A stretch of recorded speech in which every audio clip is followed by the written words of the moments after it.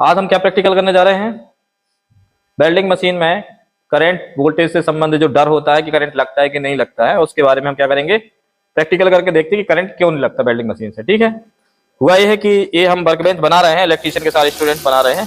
ये वर्कबेंच अभी कंप्लीट नहीं हुई है, तो कुछ स्टूडेंट्स को डाउट है कि करंट क्यों नहीं लगता है वेल्डिंग मशीन से, इसलिए हमने सोचा इस पे एक प्रैक्टिकल कर लिया जाए।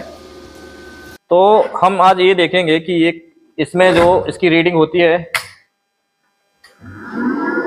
ये जो दिख रहा है इस पे, ये क्या है, ये वोल्टेज है या करंट है। उसके बाद हमें ये देखना है कि इसमें हमें करंट क्यों नहीं लगता। ठीक है, तो सबसे पहले हम आपको बता दें कि इसमें से जो करंट आता है ये डीसी होता है कि एसी होता है। इसको आज हम मल्टीमीटर से चेक करेंगे दोनों प्रकार से। तो हमने इसको एसी 200 वोल्ट पे सेट करके रखा है। तो थोड़ा सा देखेंगे इसको, ये वोल्टेज नहीं बता रहा है, इस पे आ रहा है 206 है, लेकिन इस पे कुछ नहीं आ रहा है। अब हम देखते हैं इसको डीसी पे सेट करके। डीसी पे भी हम 200 पे सेट कर रहे हैं। इसमें आ रहा है 64 वोल्ट के लगभग इसमें आ रहा है, वो भी डीसी। इसका मतलब ये है कि जो इन्वर्टर टाइप की ये वेल्डिंग मशीन है, इसमें एसी करंट नहीं होता है, आउटपुट में डीसी करंट पे वर्क करती है, लेकिन इसका इनपुट जो करंट है वो एसी ही है। अब दूसरी बात यह है कि इसमें हमें करंट क्यों नहीं लगता। अगर हम ये दोनों इलेक्ट्रोड हाथ से टच कर लेते हैं तो हमें करंट क्यों नहीं लगता। जैसे ये है, हमने ये इलेक्ट्रोड पकड़ लिया है, ये दूसरे हाथ से हमने इसको पकड़ के रखा है, तो हमें करंट क्यों नहीं लग रहा है। करंट इसलिए नहीं लग रहा है क्योंकि इसके वोल्टेज में कुछ अंतर होता है। तो हम वोल्टेज चेक करते हैं, इसका वोल्टेज कितना है, तो वेरी करेंगे करंट को।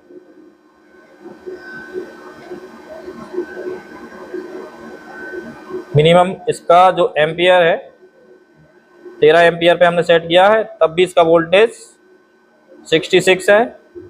और हम इसका वोल्टेज बढ़ा रहे हैं, सॉरी हम इसका करंट बढ़ा रहे हैं, लेकिन इसके वोल्टेज पे कोई इफेक्ट नहीं पड़ रहा है।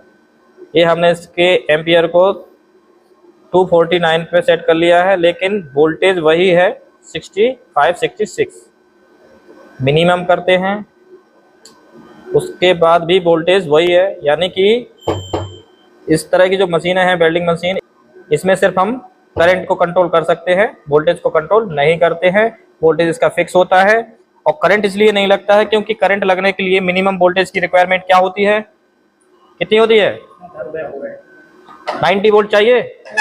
90 वोल्ट पे हमें झटका लग जाएगा। ठीक है, लेकिन इसका जो वोल्टेज है 67 के समथिंग आ रहा है, तो हमें वोल्टेज पर्याप्त नहीं है करंट लगने के लिए, इसलिए हमें करंट नहीं लगता है।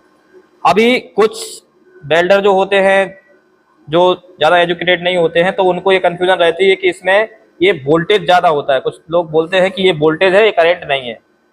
तो हम आपको बता दें ये करंट है, वोल्टेज नहीं है। वोल्टेज इसका फिक्स होता है, सिर्फ करंट को ही हम कंट्रोल कर रहे हैं। ठीक है, तो हमें इससे करंट नहीं लगता है। बाकी सावधानी तो हमें रखनी ही है। ये इलेक्ट्रोड होते हैं इसके, और हमें इसको सेट करना पड़ता है इलेक्ट्रोड की मोटाई के अकॉर्डिंग। इसकी जो एम्पियर है, एम्पियर को सेट करेंगे हम इसकी रॉड के इलेक्ट्रोड की मोटाई के ऊपर। ठीक है, इससे हम ये सीखते हैं कि वेल्डिंग मशीन से हमें करंट नहीं लगता है, लेकिन हमें सावधानी की जरूरत है, क्योंकि आंखों को प्रोटेक्ट करना पड़ता है, आंखों को सेफ्टी चाहिए है। इसलिए आपको गूगल्स वगैरह जरूर यूज करना है, सेफ्टी ग्लव्स यूज करना पड़ेगा, उसके बाद ही आप लोग वेल्डिंग कर सकते हैं। ठीक है,